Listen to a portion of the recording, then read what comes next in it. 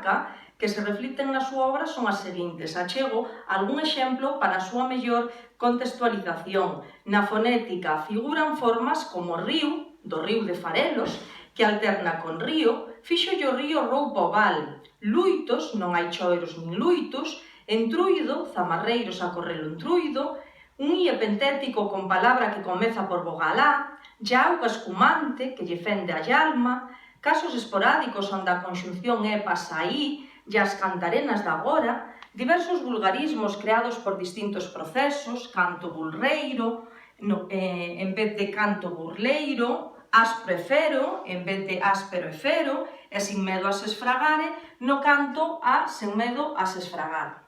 Na morfoloxía, nos nomes en anum anan, graus, peteiros graus, mau, xogan mau a mau,